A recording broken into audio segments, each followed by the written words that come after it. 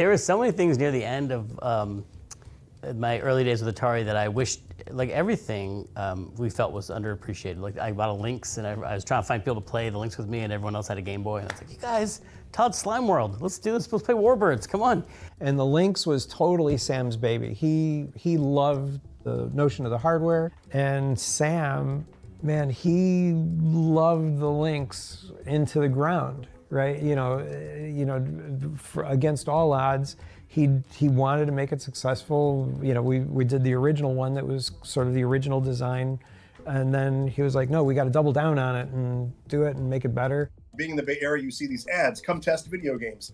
So I think I tried out at a few places. Electronic Arts comes to mind. Didn't get the job there, but was lucky enough to kind of get the QA job at Atari. Back in the day, I think it was a lot more fun. People playing 4 Lynx games and then having them all go out of sync and then having to track that down. Like, probably at the 1,000th time that happens, it does get a little old. But I think back in the day, you actually got a lot more input into the games. So a lot of the last Lynx games like Lemmings and some of the early Jaguar games like Cybermorph, the QA department actually got a lot of input into those games from a design perspective. You know what? I think the Lynx was great hardware. I like the fact that it was color. And I think the fact that you could have this like 4-way local multiplayer was great. 20 some years later, here I am buying a Lynx with a RGB output because people are still modding them, and selling them on eBay and stuff, right?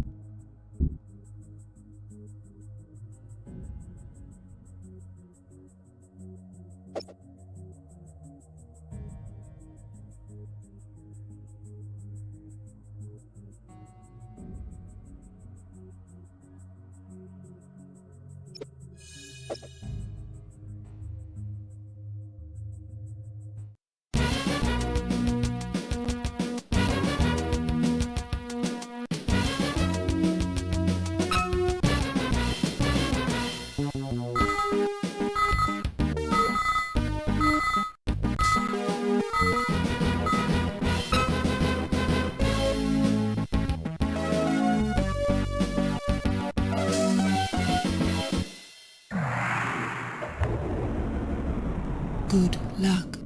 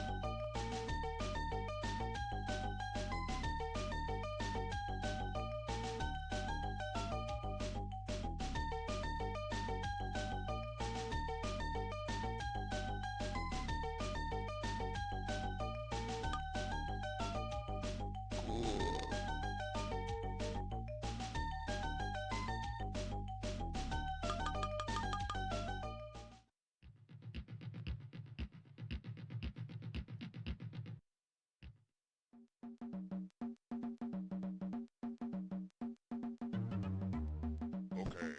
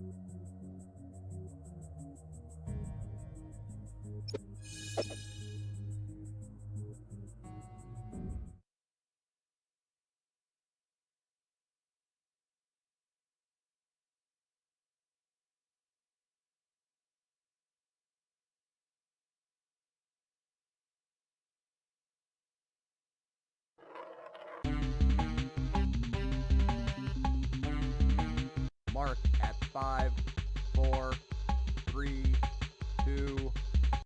Current status, DEFCON 5.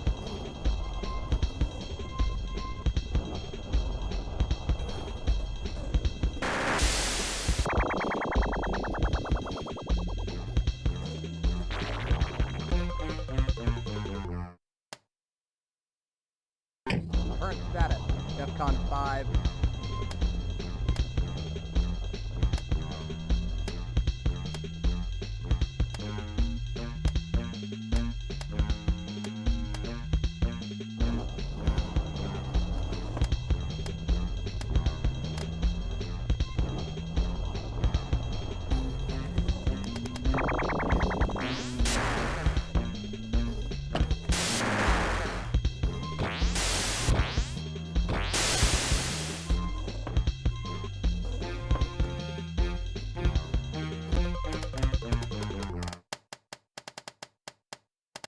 Current status, DEFCON 5.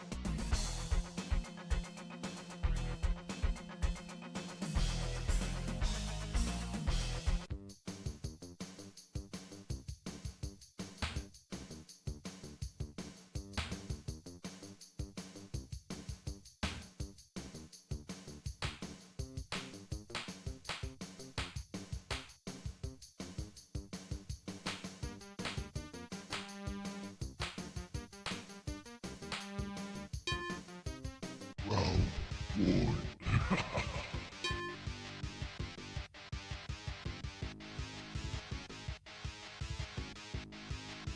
Whoa!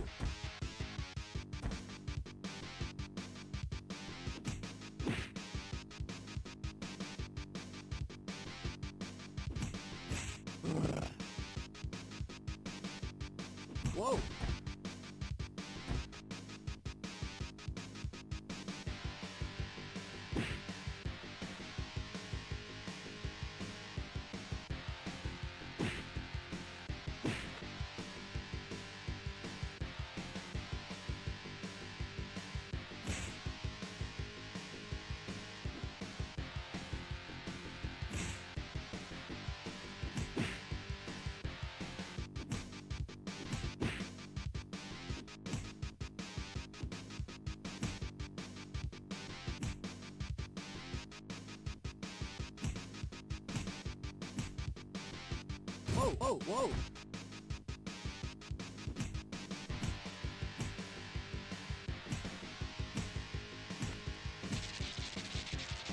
With a pleasure.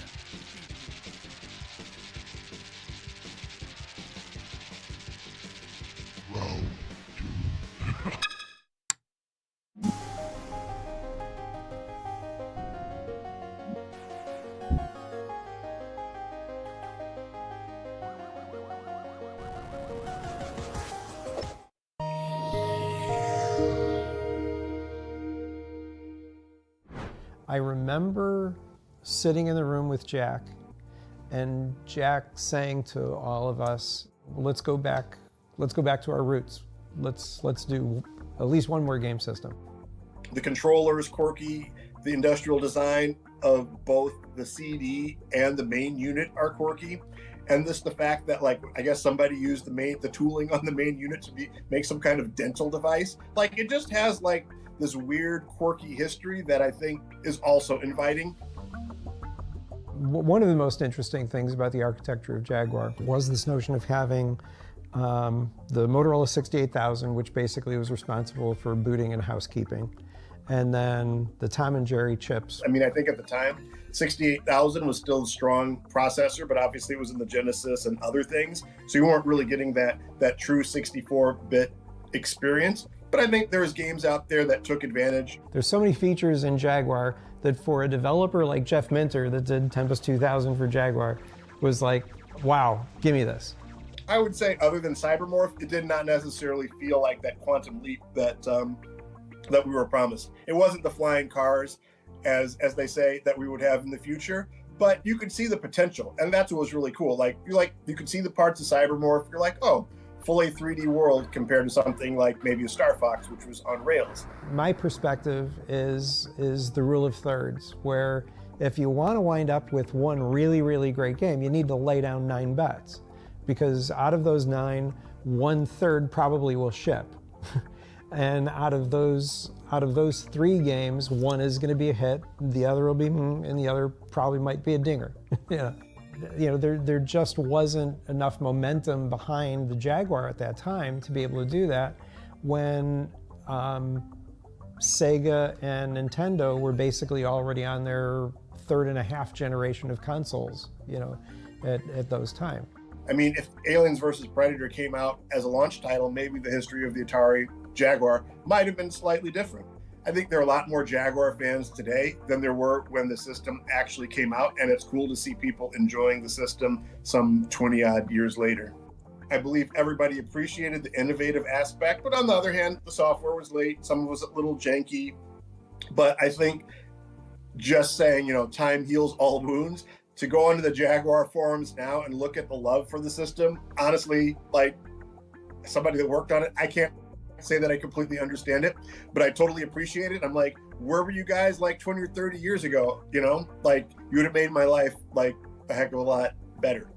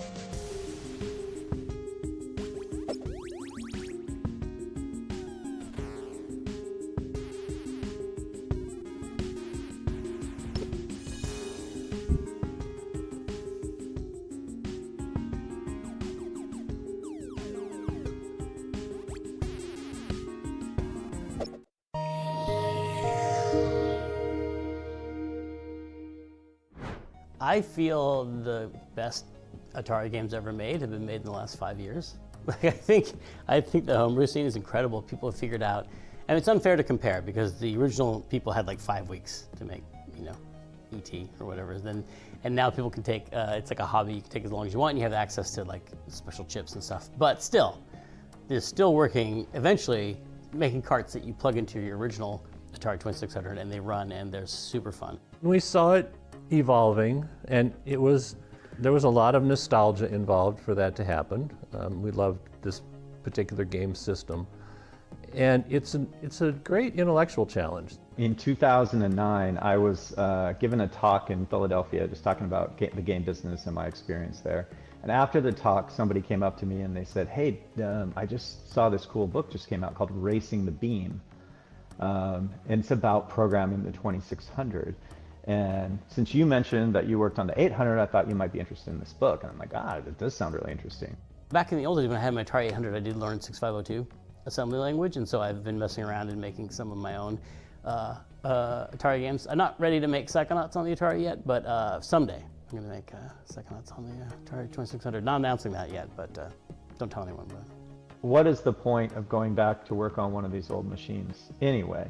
I mean, to me, the point is I want to know what it was like to be, Todd Fryer, and who was, told he has 3 months to write Pac-Man on this terrible machine. And am I a man enough, programmer to be able to do that? Pac-Man was actually technically quite solid. it's fun to program for the 2600 because it's unique. It's 128 bytes, not K, but like bytes of memory. It's so limited that it helps you edit, and so you can't do everything. You can't imagine an experience and then implement it on the Atari. You have to go the other way around. How many blocks can I move on the screen? How can I turn that into a fun game?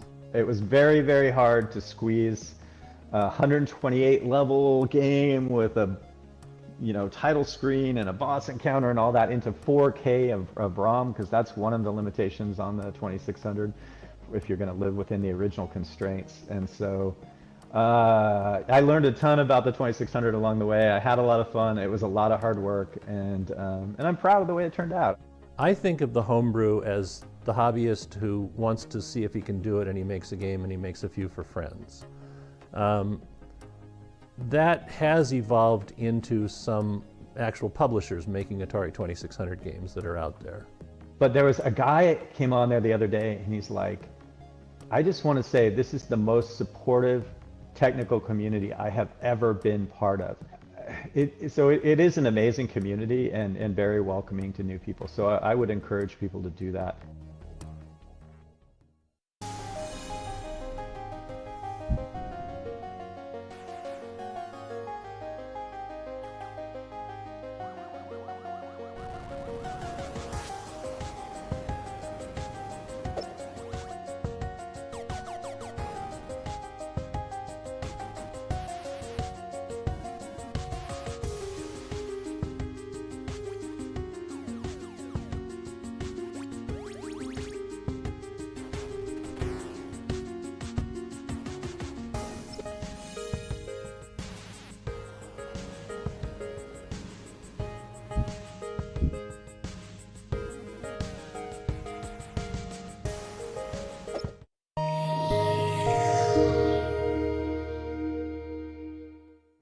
There was no console war in the beginning. There was, in the beginning there was only Atari, and the children looked upon it and saw that it was good and bought Atari, and then asked for Atari games for every Christmas and birthday.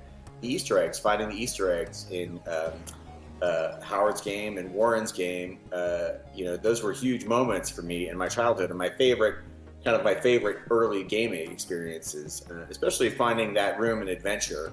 That path that everybody, whoever found the Easter egg, follows those clues, and then discovers this, this secret room, this message hidden by the creator of the game, who I didn't even know who he was.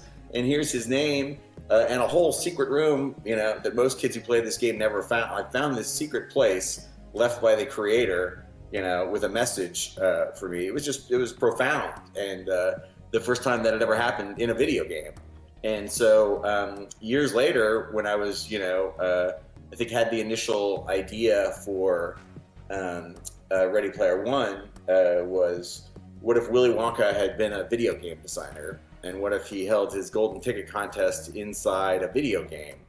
And that immediately made me think of the Secret Room and Adventure and how that could be, how he finds his worthy successor, instead of a tour through the factory where he slowly kills off all the children. It could be an Easter egg hunt inside this, sprawling video game, and it could be hidden the way that those Easter eggs were hidden in the Atari games. And so there's no way I ever would have written Ready Player One if I hadn't grown up with an Atari and playing those games and finding those Easter eggs. As I was reading through it, there was just so much familiarity in there. It felt like, as I was reading it, that the person who had written it, that like I grew up with them. Because some of the names that were in there, some of the locations, some of the references were things that I thought only I knew. And nobody else in the world would understand or appreciate any of it.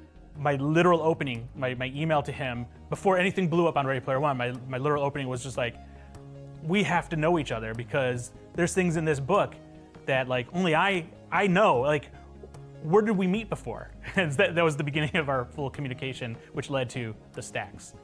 He read Ready Player One and it spoke to him, and he sent me an email that said, hey, I make video games for a living and your book really spoke to me, and if you ever want to make a video game, let me know. And I was right in the middle of trying to figure out if I could somehow do a promotional contest for the paperback that mirrored the contest in the novel. I wanted to do some sort of contest with 3 video game challenges and a grand prize at the end of it. And because Mike made that offer, I took him up on it. I'm like, oh, well, we could make an Atari game that you have to beat as the first challenge, and it could be the game that Wade makes in the novel. Part of what made the book feel like it was written for me is because of the context around the 2600 rite of passage in there. Because for programmers in the game industry, 2600 is this really difficult platform to develop games for. To get anything to even appear on screen, to get anything to even work correctly, you have to just break your brain and rid it of everything that you understand about how games are developed today and go back to this kind of like primitive, primordial way of coding. And so for a lot of programmers, it is a rite of passage. If you can do that, you can do anything. Wade makes his own game, and it's the Stacks. It's based on his life in the Stacks, and he describes it as a Pitfall ripoff that has you climbing around the stacked trailers, looking for food voucher power-ups and trying to avoid like pedophiles. And it's like a 1-paragraph description of this game. But I sent it to Mike, and he's like, "Oh, hell yeah!" And so I had dabbled over the years with trying to understand 2600 programming. I'd made a couple small games, a couple hacks. So when this kind of came around, it was the perfect excuse to just finally deliver something that was all original and build something from the ground up. Once it started to work, it was completely satisfying. I felt like I had mastered what the greatest engineers in the world have mastered before me, and that I finally had an understanding of it. And to get there, of course, I had to enlist some help. And so that help came in the form of Kevin Wilson, our CTO at Digital Eclipse. I didn't mention this before, but we only had a few weeks to pull this off. So we were not only trying to learn 2600, but we're also given the time frame that basically ET had to try to get this game out the door. So we were reliving the worst of Atari's development history all over again, and I savored every second of it. In our original contest version, all the items are hidden in the same place, which is great because we had people making maps. For like the first time since they were kids, they were making maps of the stacks to remember. So if they died, they could go back and find where the items were. But then they added randomization, and now it might be one of the best Atari games ever made. Not to brag, but the stacks is pretty deep and pretty replayable for an Atari game. That's why I think Atari is always going to hold a special place in the hearts of people like me, just because it was, it was the first, and it was, so needed. We were so bored in the late 70s. We needed video games at home so badly. The fact that other better consoles came later is because they saw the giant cultural and economic behemoth that Atari immediately became. Atari created the video game industry, the home video game industry, and everybody that's come since then is, kind of building on what Atari created.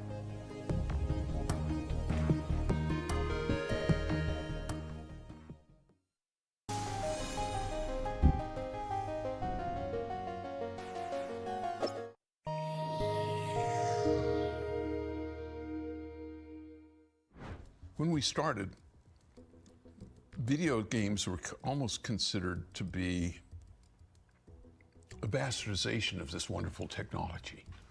Why are you using it for fun when you could be creating missiles? I think we stood for innovation, and also we were the genesis story of the video game, which is kind of important. So I think you always have a hallowed position when you're the first. Yeah. When we chose the Fuji logo, I wanted it to be an upward swoosh. And I think that if you look at the Atari logo, it's a collective, it's aspirational, just in the nature of the graphic. Also, Atari, I lifted it from the game of Go. So it's a game word. But I hadn't realized that it also means bullseye. Right. It also means jackpot. So, you know, it's got this affirmative. In fact, I was talking to a Japanese guy one time, and he says, very good name, Atari. Perhaps a bit boastful for Japanese. You're like, spot on for Americans. Spot on for Americans. Yeah. One of the ethos of Atari was work hard, play hard. So we always had games, not just Atari games, but foosball and pool tables in the snack rooms and what have you. What that said was, we don't care when you come to work. If you come to work, get your job done, we're okay. We're all adults here. And we don't care how you come to work. You want to wear tennis shorts and blue jeans? Do you want to wear a tuxedo? We don't care. We had one guy that liked to wear ball gowns, but that's another story. I could tell some stories, though, about how I used to mess with the people who copied me. Oh, please. All right.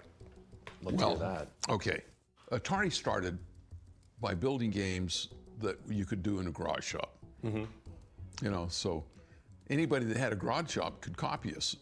And so of the 150,000 estimated Pong-type games that were created, Atari only shipped 30,000 of them. So we got less than a fifth of our market. Right. You know? And so as we innovated, people would start copying us. And I thought, I'm going to get them. So I had our semiconductor suppliers. We were kind of a big deal in the semiconductor industry because they were selling a lot to the military and that sort of thing, but they'd sell 20 or 100 chips. We were buying thousands. Right. And so I had them mismark the chips. So that we had... That you guys were using. That we were using. So if somebody tried to reverse engineer it. So wow. if they reversed engineer it and just bought off the shelf those same numbers, they'd populate the board and they wouldn't work. Did you ever hear of anybody doing that? Oh yeah. We in fact, brilliant. We had one company that basically declared bankruptcy because they had a whole floor full of machines that they worked because they were hurrying to do it. Oh man. And we had the temerity to have a champagne party on their front lawn. We celebrated their demise and invited them, of course. Did they show up? No. What do you think Atari's role is, not just in video games, but in popular culture today? Well, I think that Atari has an unassailable role as being the Genesis story. I believe that it is understood by a lot that it succeeded because of creativity. 30 of those years, it was kind of in hands that were not kind to it. Don't say anything bad. So I think that pieces of the brand were damaged. Not irrevocably, but it could have been husbanded better. And so right now, I think that it would be good to take the innovation legacy and push it forward into the future.